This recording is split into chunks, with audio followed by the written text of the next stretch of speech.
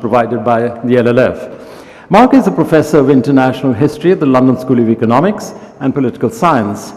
He's authored 5 books. One, Honored by the Glory of Islam, Conversion and Conquest in the Ottoman Empire, The Donme, Jewish Converts, Muslim Revolutionaries and Secular Turks, in Turkish, and I won't even begin to pronounce its name, and I'm going to ask Marc to read the title. Oh, right. At Meydanında Ölüm, 17. yüzyıl İstanbul'unda toplumsal cinsiyet, hoşgörü ve ihtida. It's death on the hippodrome. Thank you. That was done to demonstrate that Marc is a multilinguist, and he speaks a number of languages. The 4th book was Sultanic Saviors and Tolerant Turks, writing Ottoman and Jewish history, denying the Armenian genocide. And the 5th was a biography of a German, Jew, Muslim, gay, the life and times of Hugo Marcus, and that appeared 2 years ago. We're delighted to welcome Marc here at LF 2022 to discuss his latest book, The Ottomans, Khans, Caesars, and Caliphs, published last year. Marc comes to us fresh from the Jaipur Literature Festival, where he interacted with William Dalrymple on the same book. Like Dalrymple, Marc belongs to this new breed of white historians whom I call cultural revisionists. Among them is Peter Frankopan. He provided new insights into the Silk Road beyond what Xi Jinping has planned for us through his One Belt, One Road strategy. The second in this genre, as I mentioned, is William Dalrymple. His latest book, The Anarchy, exposes the East India Company as an avaricious British trading octopus with imperial tentacles. The third sits before you, and that's Marc. His survey of the growth and transformation of the fall of the Ottoman Empire over 600 years re-examines the cliché that the Turks were merely Eastern jerks, free-spending, languorous Sybarites who dressed sumptuously and, when undressed, enjoyed being pampered by slaves of both sexes. We're fortunate that we've had all 3 literary revisionists here at the LLF to speak. Marc's book, and for those of you who've not seen it, please rush out after this and buy it. Marc's book is a joy to read. It is the history of a Middle Eastern dynasty as much as it is a bayou tapestry of wars between Muslims and Christians for supremacy. How many of you know, for example, that in the 1530s, Suleiman I challenged the Holy Roman Emperor Charles, not for territory. Suleiman had already reached Vienna, but for recognition as the Holy Roman Emperor, with an emphasis on the word Roman, because Suleiman felt that he was an heir to the Roman Empire. And that explains the inclusion of the word Caesar in the title of your book. Laman?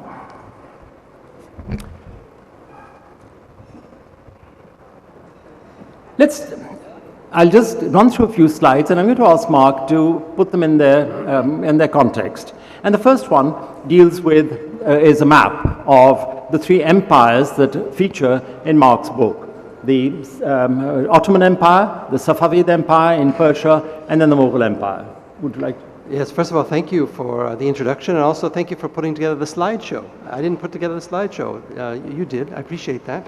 So the first slide shows the Ottoman Empire on the left. Of course, you can notice that they've recaptured the Byzantine Empire, the Roman Empire. They've reconstituted the Eastern Roman Empire. And as you can tell from the map as well, the Ottomans are a European, African, and Asian empire. Excellent. The second is a map of 1600, which shows you the extent to which the empire had expanded. This is a contemporary map by Ortelius.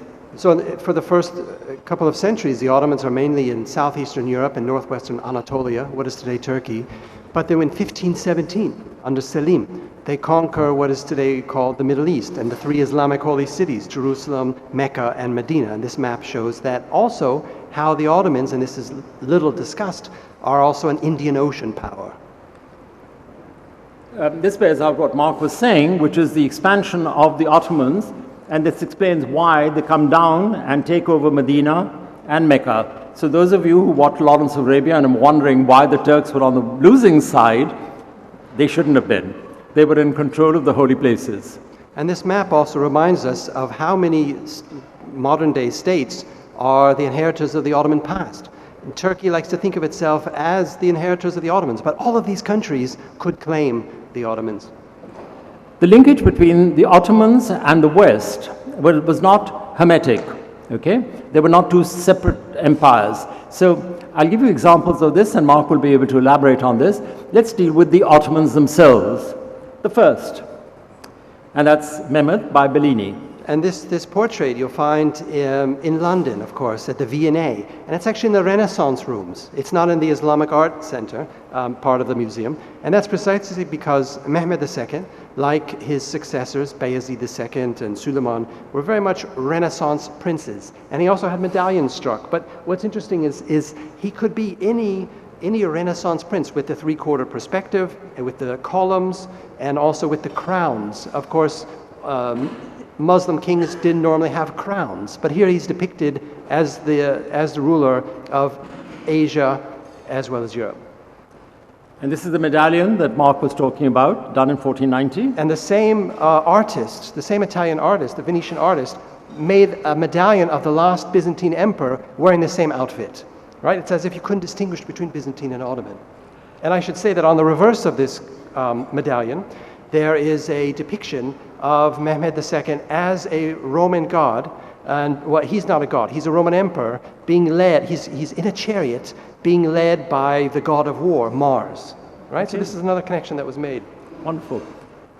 And here, it's a very significant portrait, for reasons which Mark will explain, of not just the triple papal crown, but the quadruple crown of the Holy Roman Emperor. So again, the Ottomans, once they seized Constantinople in 1453, believed themselves to be the inheritors of Rome.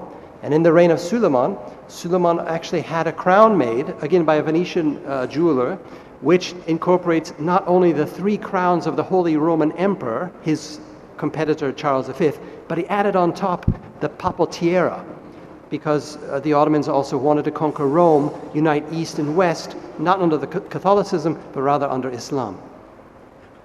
Let me now conclude with what to me is one of the glories of Turkish calligraphy. And again, you see, this is the Tura, the signature of Suleiman. This, I'm not sure which one this is. One is in New York. This is the Metropolitan one. This is the one in New York. Why is it in New York, right? Why isn't it in Istanbul?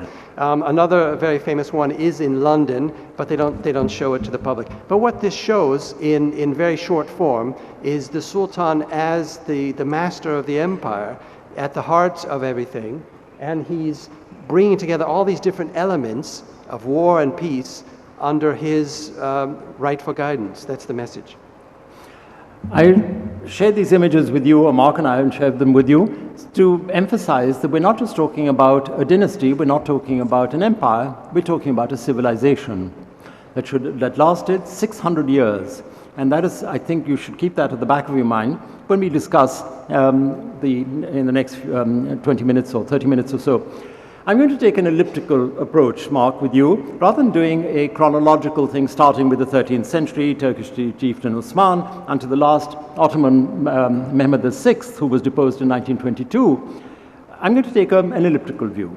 And I'm going to ask you a number of questions, and they're going to be in a structure of dynastic cohesion, expansion of the empire, religious tolerance within the empire, transformation of the empire, its moral ambivalence, and then we come into modern Turkey and Ottoman revivalism, if we describe it as that. So let's start with dynastic cohesion. They ruled for 600 years. Of them, 300 years were with one single lineage. And that was father to son, to grandson, to great-grandson, etc. Could you explain that to us? Well, the Ottomans came up with several policies that guaranteed their near perpetual rule, it seemed. One was a policy of fratricide. This was actually the law of the land. The Ottomans balanced Islamic law and secular law. And the way it worked was when a sultan would pass away, his sons would rush to the imperial capital to be enthroned. But along the way, they would battle it out with their brothers. Once enthroned, the law stated they had to do away with any rival family members. So they would have infant brothers, elderly uncles strangled, and so on. And we even know, they don't like to talk about this in Turkey, but Osman, the eponymous founder of the dynasty, actually took out his bow and arrow one time and killed his uncle with one strike. So we have a precedent for this. So that was one policy in order to keep the dynasty coherent. Another policy was, in English we call it the collection. In Turkish, of course, it's devşirme. And they took, this is contrary to Islamic law, but they took 1 out of every 40 youth, boys, from their conquered regions, brought them back to the palace, circumcised them, converted them, and based on their merits, raised them to be the leading administrators or soldiers for the dynasty. And they did this with women as well. So the concubines were also brought in from Christian lands and were converted. So we see the Ottomans as a mass conversion machine, and this also allowed for the creation of a coherent Ottoman elite. Yeah, it's an interesting analogy with the Mughals, for example. In the Mughals, except for Akbar, we have Jahangir, where it's not fratricide, but it's more his infanticide. Okay, his sons turn against him. And the same thing happens with Shah Jahan. His sons turn against him, and eventually Aurangzeb takes over, imprisons the father, and it's only Aurangzeb who then resorts to the Mongol tradition, or in this case, the Ottoman tradition of killing his siblings. So it's, and we'll come back to the analogies between the Mongols and the Ottomans, because they ultimately go back to the same DNA. Let's deal with the second part, which is the expansion of the Ottoman Empire. And here, Mark, you write in your book about that it was essentially an Asian empire. It uses this powerful navy when others were too xenophobic to do so. And it's strange that India, with this huge peninsula, was never a naval power, whereas Turkey, in a sense, landlocked, except we have the Bosphorus, etc., but in a sense it did not have access to the major oceans of the world, or the seas of the world, and yet it was able to develop into a maritime power. It takes Egypt and then expands across North Africa, Syria, and Arabia, as we've seen on the maps, until it controls the 3 holy cities of Islam, Mecca, Medina, and Jerusalem. By the 17th century, the Ottomans have controlled 1/4 of Europe. And so if you could describe, Selim I emerges in this, but then his rival become the Safavids. So could you describe his emergence and then the consolidation of the empire? You've brought up a couple of topics, and if we talk about the Ottomans, by an Asian power, you mean they're also a naval power. And so when the history of the Renaissance and the history of the Age of Discovery is written about in the West, we always talk about the Portuguese and the Spanish, and the English, and the French, and then eventually the British. We always forget about the Ottomans. So everywhere the Portuguese went, in the Straits of Hormuz, the Indian Ocean, in the Red Sea, they were battling with Ottomans. So the Ottomans, they named their captain of Suez. He was actually called the captain of the Indian Ocean.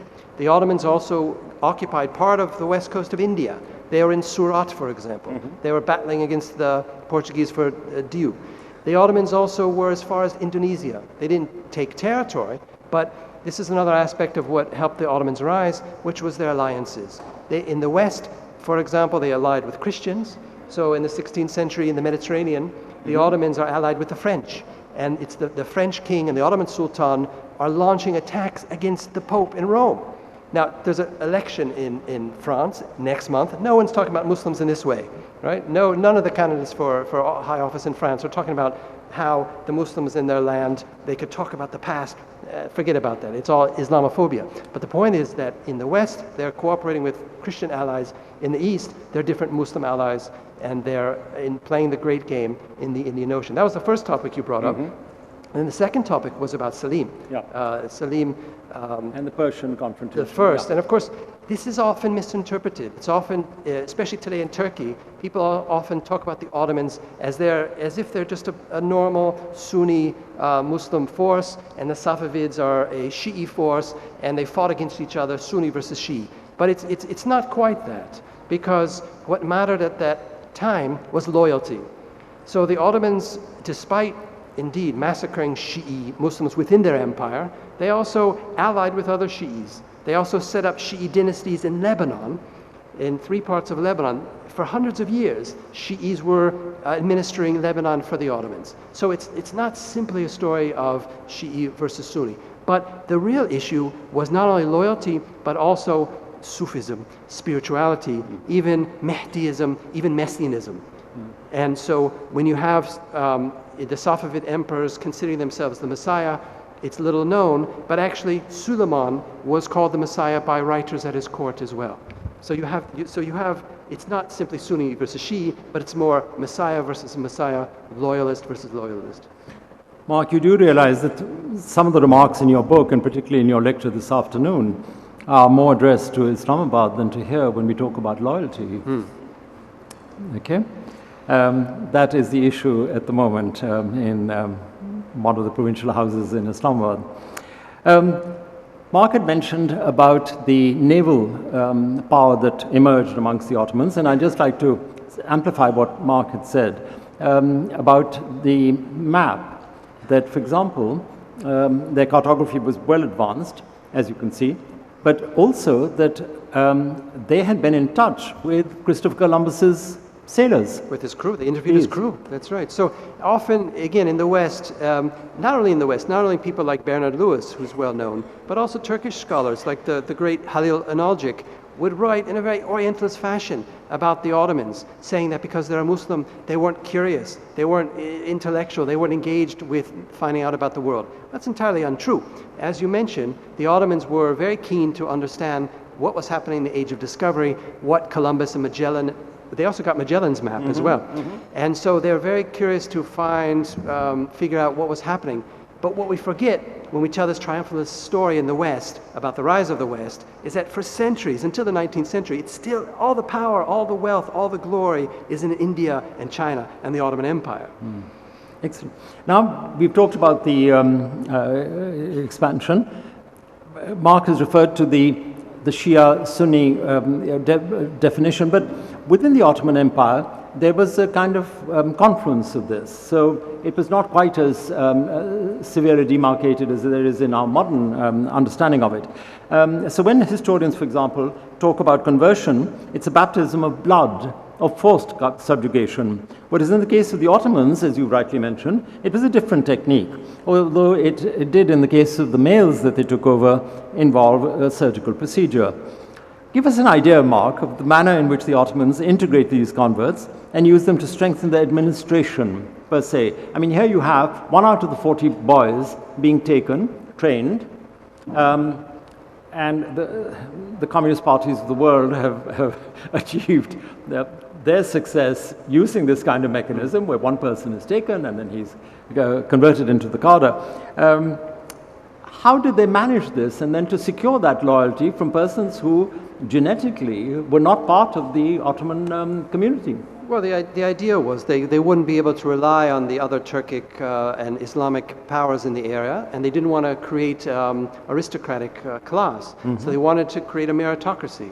So you take a young boy in, you make him forget his religion, his language, his homeland, and you give him everything that one of the wealthiest dynasties in the world can give.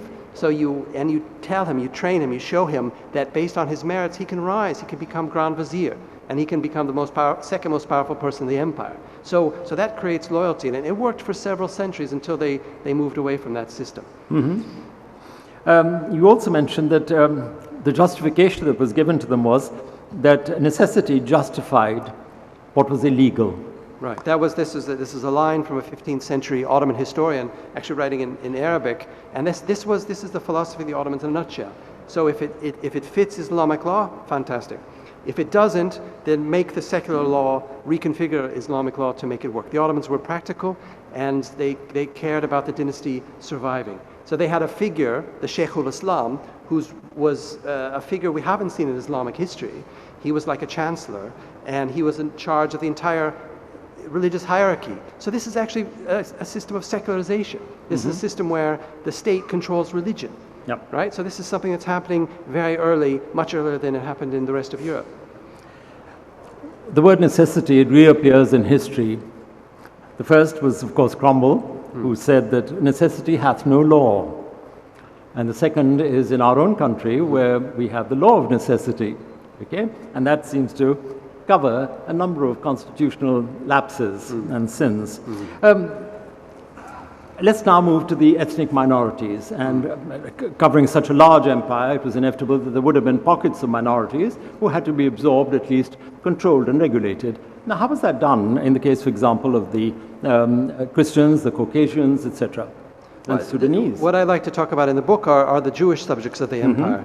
Because until recent years, actually, Jews and Muslims, Jews had very favorable views of Muslims, partly because of the Ottomans. So when Jews were massacred, forcibly converted, and expelled from the rest of Europe, the Ottomans took them in. And those Jews who were forced to become Catholic in Spain were allowed to become Jewish again in the Ottoman Empire. And so because of this, the Jews were ecstatic and grateful, and they wrote about first the Sultan, and then in modern times about all Turks in this way.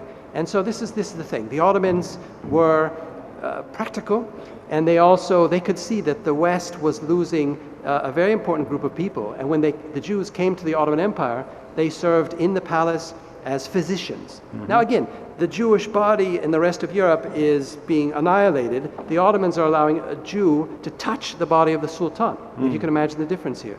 So Jews became physicians, they became translators, they became bankers, and people forget about this, they became spies. Because they knew Spanish and Portuguese, so they were then sent to India to be Ottoman spies. So that's one group, one example, and something that, today when we talk about Palestine and Israel, this is all forgotten. Okay. Now, in your book, we are accustomed to Edward Gibbon for indoctrinating us in the idea of the decline and fall of empires. But you prefer to talk about the transformation of an empire, not the fall of an empire, because you believe it was a gradual, in a sense, lateral process. It does fall in the end. Yeah, so of course it does in the end, don't all. And you mentioned that the major expansion took place in the 17th century.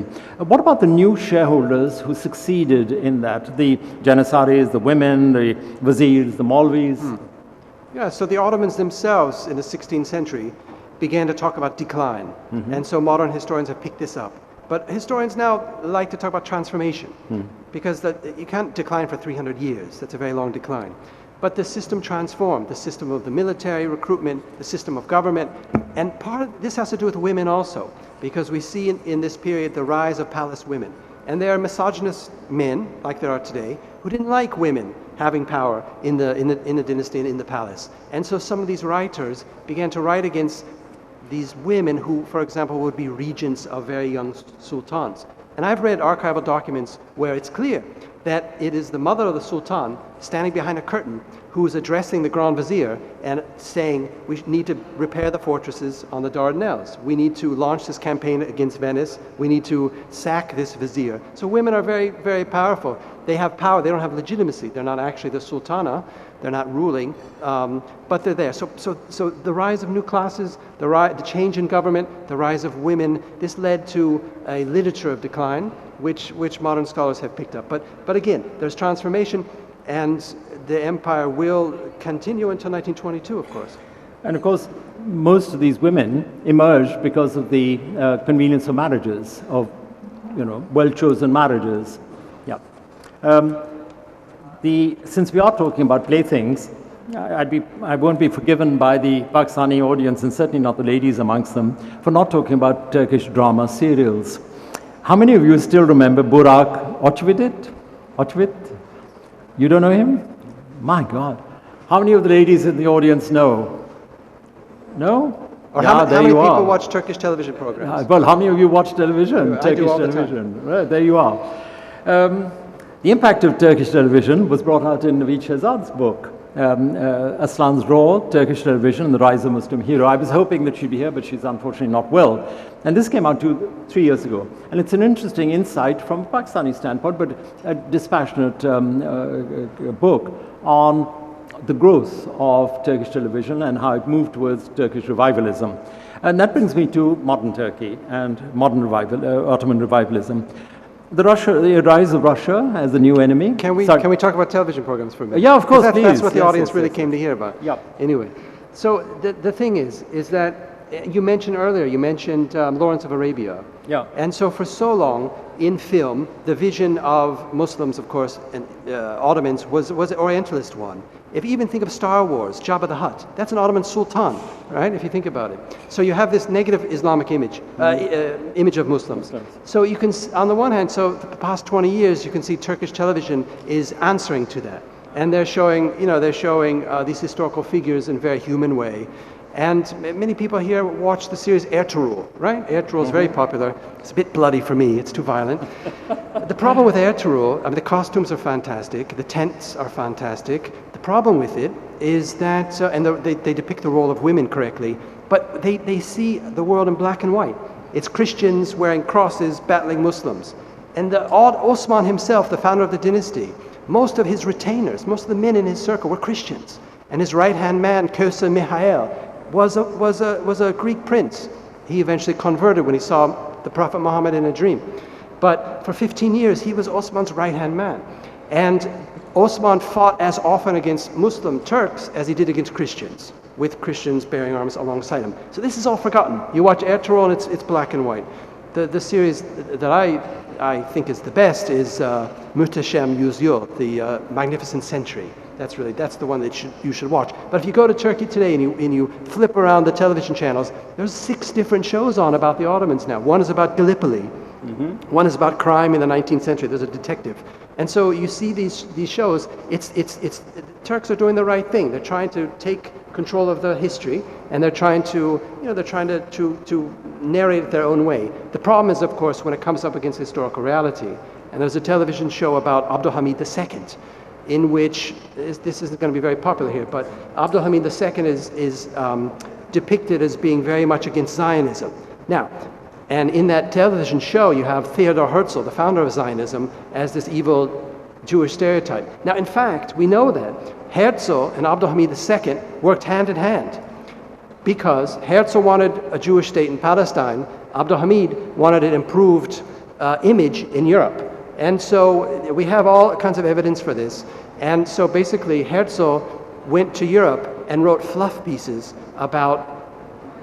based on fact, about good relations between Jews and Muslims in the Ottoman Empire, in order not to have European journalists not talk about Armenian massacres, right? Which is a whole other topic. So this is too complicated for a television series, but it would be better if they depicted that as well.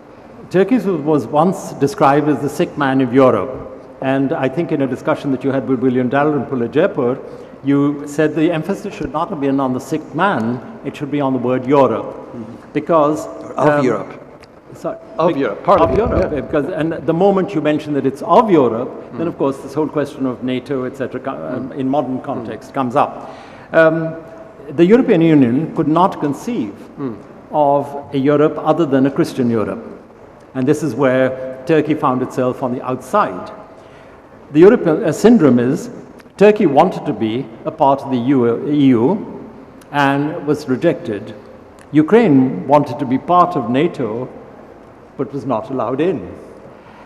Neither was considered, in my opinion, European enough. Okay? Now, I'm going to ask you, a long time ago, Andre Malraux met Chairman Mao Zedong. And in Beijing, and he asked him, I'm now talking about the 1960s, and he asked him, do you see yourself as the last Chinese emperor? And Mao Zedong replied, well, of course. Now, I'm going to ask you, is Erdogan the first of the last Mughal of the Ottomans? It's a good question. It's a controversial question. He certainly sees himself as the person who is the only person who knows what's best for Turkey. Now, he's an interesting character because when he came in 2002, 2003, he wanted Turkey to join the EU and changed about 400 laws in Turkey. And Turkey had a good number of years, 5, 6, 7, 8 years in the early 2000s, where it became a more open, free, tolerant, multicultural, multi-religious society, with rights given to the Kurds, with rights given to religious Muslims that the secular state had taken away. So there was that moment in time in which Turkey was changing itself to enter the EU. But as you said, there was a French, again the French, there was a French president who said, of course the EU is Christian, we can never allow this. Now since the Gezi uprising, of course Turkey has changed, and now it's become a very unfree place. And I know people who've been jailed for absolutely no reason, and I don't know when they'll be out of jail. So Turkey has changed, and Turkey now says it doesn't want to join the EU anyway. Now Turkey had a chance in the 70s to join the EU. Yeah. But at the time, there was a regime that was led by a leftist, Aijazuddin, and he was in coalition with an Islamist, Erbakan. And that was the time. That was the time. They could have entered the EU with Greece in 1980, but for their own constituencies, the leftists and the Islamists, they didn't want to enter. Wars reveal unexpected secrets. We're told that David Duchovny, for example, Dustin Hoffman, Leonardo DiCaprio, Leonard Nimoy, Dr. Spock, and Sylvester Stallone all had Ukrainian ancestors. And did you know that Boris Johnson's paternal great-grandfather was Ali Kamal, a Turkish journalist? So old sins have long shadows. And so Johnson doesn't usually talk about that unless when it helps him, right? So he'll make an Islamophobic comment, and then people will criticize him, and he'll say, but I'm a Turk. I'm a Turk. We in Pakistan are closer to Turkey than we think, RCD, etc. notwithstanding.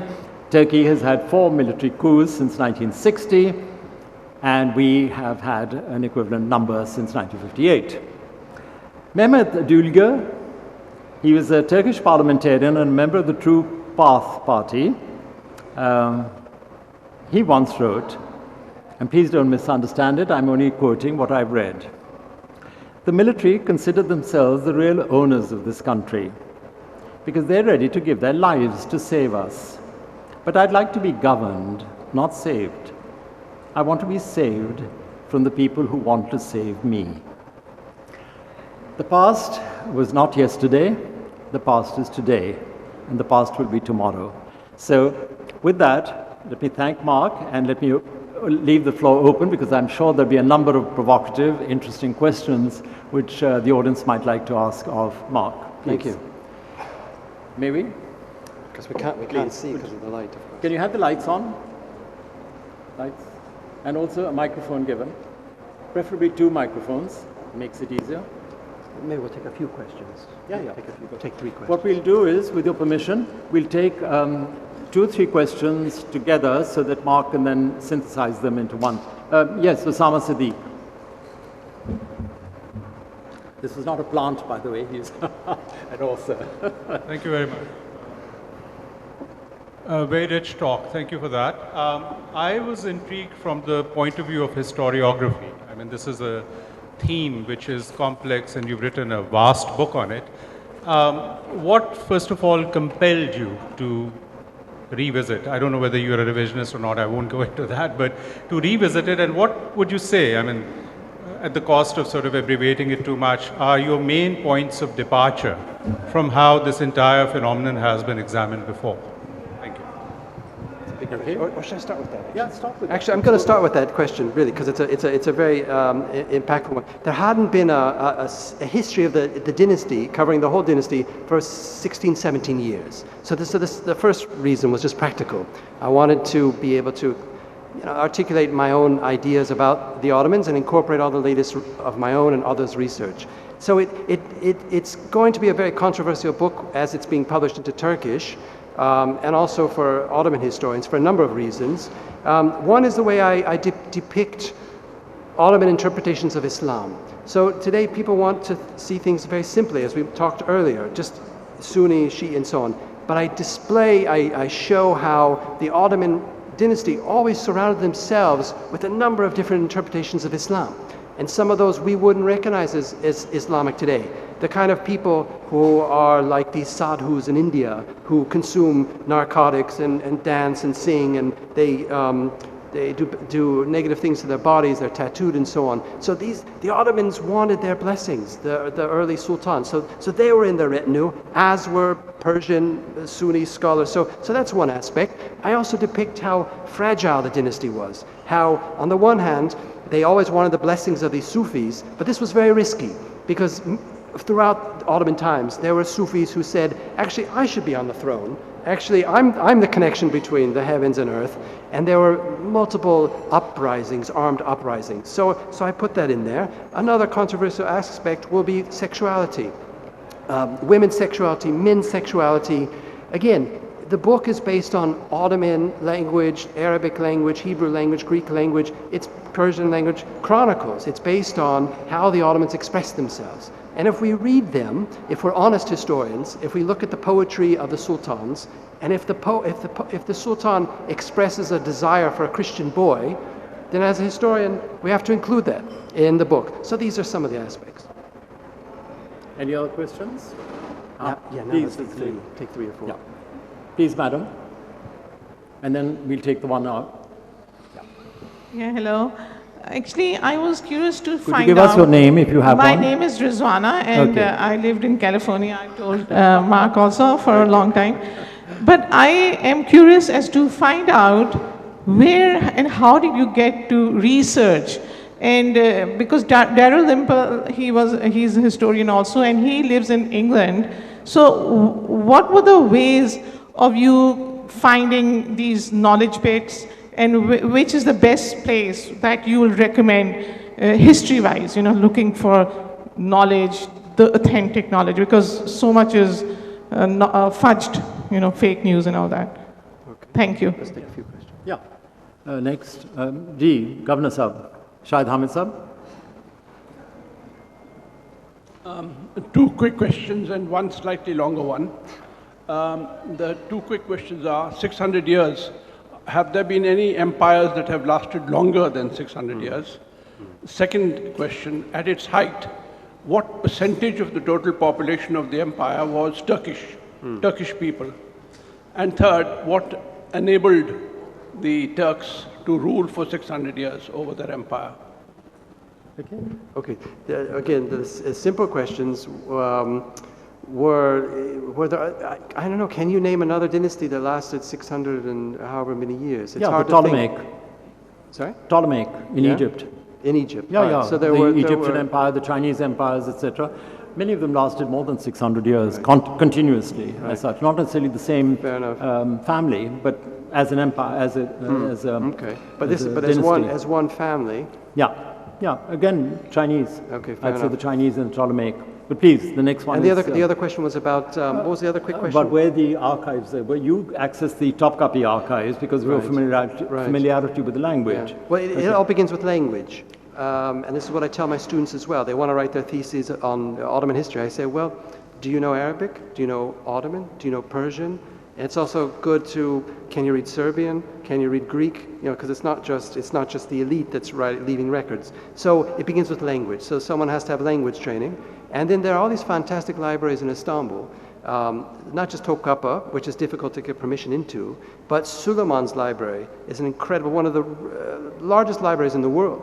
And it has manuscripts in many languages, and so once you know the languages, then you can have access to that. There's another shorter question. What was your second short question? It will be finished at 3:50. Okay. Was about the size, was about the... What percentage of the What percentage was population of the Turks? empire were Turks? See again, the Ottomans looked down on Turks. And this is forgotten today. They think this is the great Turkish Empire. Well, this was a great amalgam, right? They created a new elite from Christians, from Muslims, and created something called the Ottomans. So it wasn't just a Turkish empire. Turks were looked down upon as peasants. They also looked down upon Arabs. They looked down upon Kurds. So they had a different understanding of who was prepared to rule. They'd rather have a Croatian as a Grand Vizier. They would never consider having a Turk be Grand Vizier in the earlier centuries. And then there was a bigger question about, and the larger question was about, No, those ones. or maybe that's it, okay. Yeah. How do they continue for so many years? Yeah. Well, survival. I think that's probably. But it's interesting you mentioned this, that in a domestic context with the Punjab, Maharaja Ranjit Singh during the 19th century,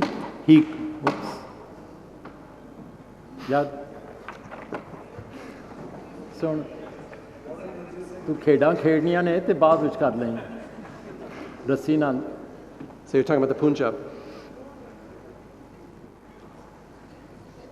I'm mesmerized. Give him a hand. Punjab. We're talking about the Punjab. On a lighter note, we've got a few minutes. Many years ago, we had the Jack Straw, who was the Home Secretary, and he came to Pakistan. And I was asked to speak, to be with him. And since he was deaf in one ear, I had to stand on one side and then translate the questions that were being asked. And I must share this with you because it's really rather ludicrous, but it can only be done at a rostrum. While he was talking in the Abadi, we had a number of microphones. We don't know about microphones around, as you see. And then suddenly, while he was speaking, a hand appeared. Put a microphone. Put a microphone like this, yeah. And they put a microphone with some television news channels. And the hand disappeared. And he looked at me and he said, I don't believe this. Anyway, so he began talking and he was talking about UK-Pakistan relations, blah, blah, blah. And then suddenly, this hand reappeared and took the microphone away. And he said, I give up. I just give up. Now, I really mention this because that was what I was reminded of when I saw this gentleman bringing them all the way there to connect with them. Anyway, ludicrous intervention. Now, one thing which, and in answer to the question that you had mentioned, William Dalrymple did not do his research entirely in London, okay? William, he's a dear friend, he called me from New Delhi and he said, I'm coming to Lahore. Can I access the Punjab archives? And so I organized that he should have access to the Punjab archives. So he drove straight from the airport to the Punjab archives, and all of the documents which were available in there on the British interaction with the Sikh Darbar, for example, were available to him. And conversely, when he was in the Indian National Archives, he was able to. Now, he doesn't speak any Urdu. Okay, so he relied upon Mahmood Farooqi, etc., and a number of other scholars to translate the documents for him, unlike you, where you access the documents and translated them for yourself. The reference that I gave to Maharaja Ranjit Singh was apropos to what you said about using Caucasians, other people, other than Turkeys themselves, in positions of high importance, of significant importance, was that in Maharaja Ranjit Singh's time, he had a number of Muslims, Hindus, etc., other than Sikhs themselves, okay? Dogra Rajputs, but they were all put in position, Prime Minister, Foreign Minister, Finance Minister, etc., things like that. So there is this natural inclination particularly of insecure, self-made men who need to have loyalists around them, okay? Than having just to rely upon the staid machinery of state, as it were. Any other questions? We've got time, so please feel free. G, please. But it has to be a question. Yeah. Oh, nahi. Just a very simple question. What was the real reason of downfall of Ottoman Empire, please? What was the reason for the fall? Yeah. Okay, it's not a simple question. So from 1789 to the fall in 1922, the Ottomans realized that something wasn't going right. They lost their technological age. They were faced with this new enemy, Russia, which today Russia is massacring Catholics and Orthodox Christians. In those days, Russia was massacring Muslims. So they're facing this new power of Russia, pushing down in the east, also in the west. But something also, they'd lost control over their military, they'd lost control over their finances. And so for the long 19th century, as we say, from 1789 to 1922, the Ottoman intellectuals in the dynasty, the government, are making different experiments to try to hold it all together. And so they tried parliamentarianism and constitutionalism. They tried Ottoman nationalism, just everyone would be loyal to the ruler. Those didn't work too well. So they began pushing towards Ottoman Muslim nationalism. They began to exclude, where once they had included and tolerated diversity, they began to exclude. And eventually they would be pushed towards an exclusivist Ottoman Muslim nationalism, which ended the Ottoman dream of getting along, tolerating, and even of coexisting. So we see then in 1913 there's a coup, and there's a junta, and there's these revolutionaries, and they take power. They rule the empire through martial law. They lose the Balkan War. They almost lose the Second Balkan War. They enter the First World War on the wrong side. Then they're full of conspiracy theories. Instead of seeing that some Arabs are allying with the British and actually working against them, they see an Armenian under every rock, and they think that the Armenians are trying to destroy the empire. So they devote their energy, their mind power, their resources to annihilate a civilian population. So this is the end of the Ottomans. It contributes to the end of the dynasty following the World War. Any other questions? May I, on your behalf, then? Oh, sorry. He Is there somebody had a here? microphone a minute ago. Oh, okay. That way. Ji, please.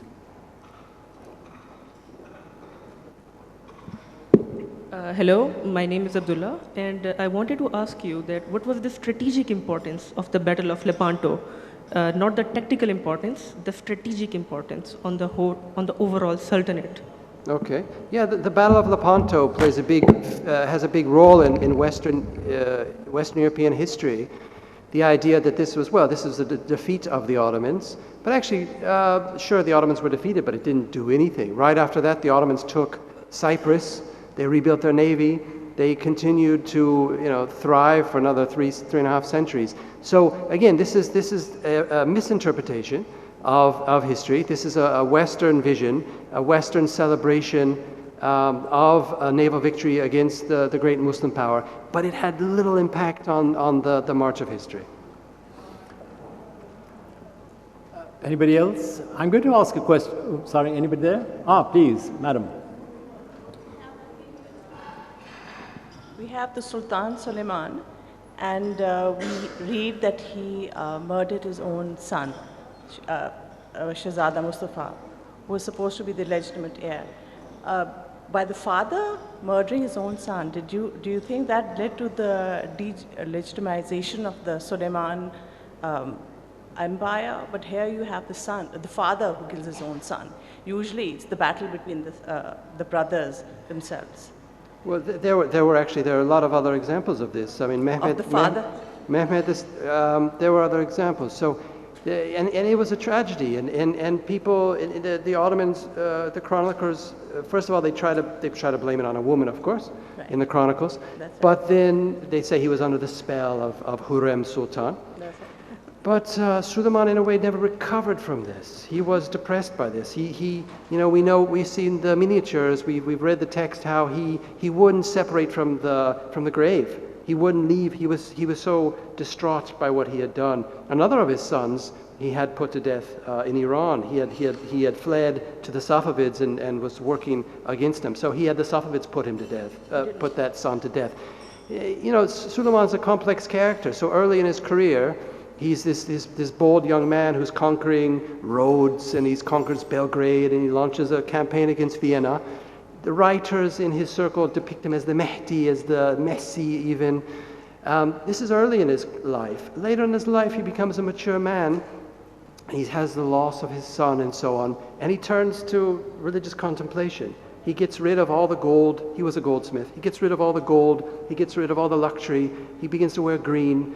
And he becomes a very quiet, austere figure. So we have to think of Suleiman throughout his career. But certainly the murdering his own son left a huge impact on his psyche.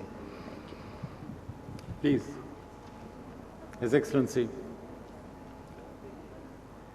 Thank you very much, Professor. It was a very interesting presentation. You have mentioned, en passant, the Armenians. And I haven't read your book yet, but I'm looking forward to doing it. Could you please elaborate a little bit more on such a controversial issue and why the Turkish government keeps denying it, and why is it why do they insist on denying the alleged genocide? Yeah, well, of course, every country denies it to different extents, denies its own crimes. There are European countries that deny their imperial crimes. It was very recent that there was any acknowledgement at all of Amritsar, the Amritsar massacre of 1919. This is, this is very recent in Britain.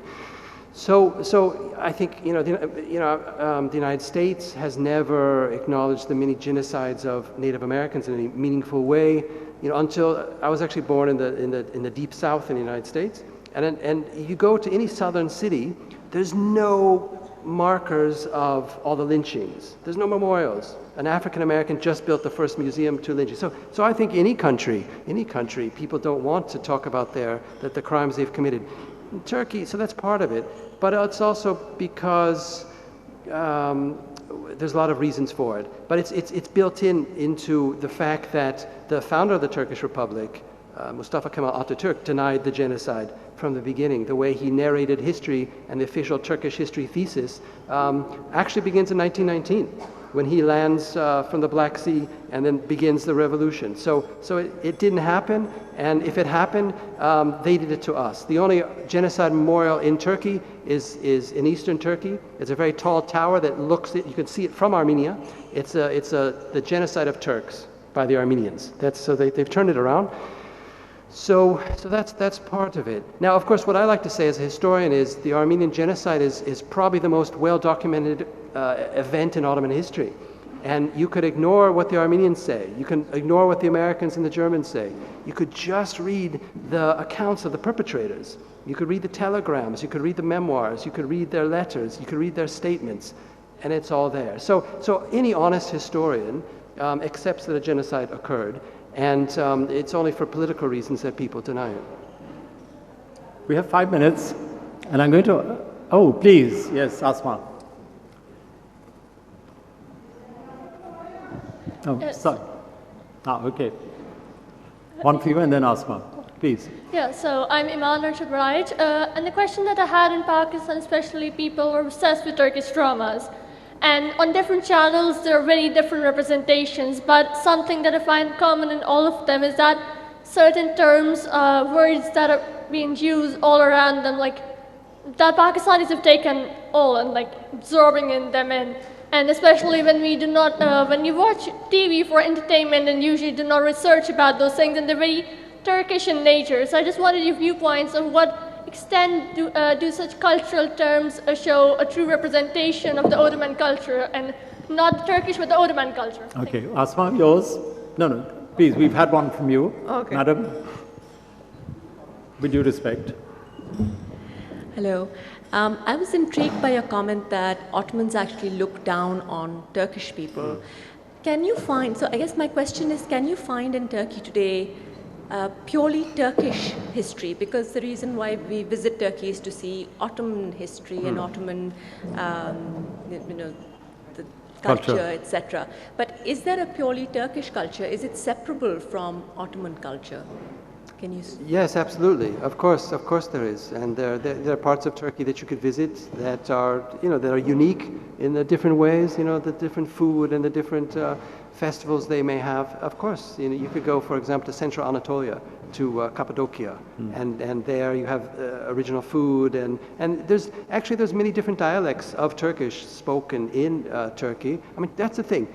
Turkey is a very diverse country. I mean, there's Christians, there's Arabs, there's Kurds, there's all kinds of different groups. And but the question was about the television serials. I mean, as a historian, I love historical dramas. I love them. I love them because it helps me imagine the past, with the costumes and with, the ones that are filmed in the palace. It helps me think about how they moved through the palace and the different relations. So I love it for that. So I always encourage my students and everyone else to watch them, but not to believe them, but to watch them for the feeling. And they have incredibly great technical values, the high production values. Again, great editing, great music. They're very emotional. I mean, you can't watch, Magnificent Century and not, shed a few tears. Marc, I'm going to ask you in the next 3 minutes to summarize what you think is going to be Turkey in the year 2050. Well, that's a big question. Let's make it more simple, and let's talk about Turkey in 2023. Okay, 2023. Which is actually the 100th anniversary of the Turkish Republic, right? And so that's actually where that's what we're going to be looking at now. So there's supposed to be a presidential election. If there was a free and fair election in Turkey today, the regime would fall. they would lose because the economic crisis is so bad. You know, the value of the lira has lost more than half its value. People have lost all their savings and so on. People are angry about that. And also the fact that the regime has turned so authoritarian and has jailed so many people for so many reasons and turned against the Kurds. The Kurds, it had made all these promises to the Kurds in the early 2000s, and only in 2015, 2016, 3,000 Kurds were killed, 300,000 were driven from their homes. So they've turned against their own pledges. So if there were an election today, then we'd see a different coalition in power. But I don't think there will be a free and fair election in 2023. I think Turkey will continue on its authoritarian path. 2050 is too far away. Okay. Can't think of it. Marc is going to be available to sign his books outside. So let me invite you to thank Marc with an acknowledgement of his enormous contribution, both through the book and the talk today. And thank you for the interview.